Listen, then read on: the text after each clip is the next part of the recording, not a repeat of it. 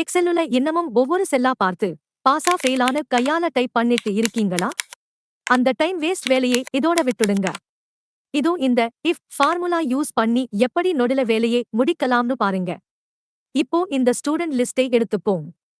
இதுல மார்க் 40க்கு மேல இருந்தா பாஸ், இல்லன்னா ஃபெயில். இதோ இந்த ஃபார்முலாவை மட்டும் போடுங்க.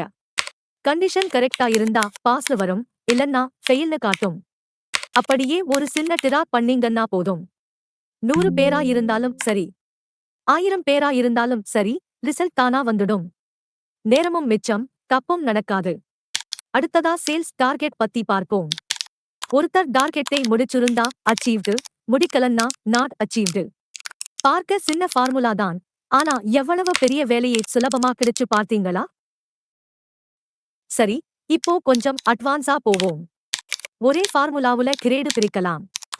எப்படின்னா, மார்க் 90க்கு மேல இருந்தா எக்ஸலண்ட், 70க்கு மேல இருந்தா குட், 40க்கு மேல இருந்தா ஆவரேஜ், மத்தவங்க எல்லாம் ஃபெயில். இதுக்கு பேருதான் நெஸ்டட் இஃப். இந்த மாதிரி நிறைய கண்டிஷன்களை ஒரே இடத்துல ஹேண்டில் பண்ண இது ரொம்பவே யூஸ்ஃபுல்லா இருக்கும். இந்த மாதிரி சூப்பர் எக்ஸல் டிப்ஸ் இன்னும் வேணுமா? அப்போ மறக்காம லைக் பண்ணுங்க, உங்க ஃப்ரெண்ட்ஸ்க்கு ஷேர் பண்ணுங்க, அப்படியே நம்ம சேனலை சப்ஸ்கிரைப் பண்ணிடுங்க.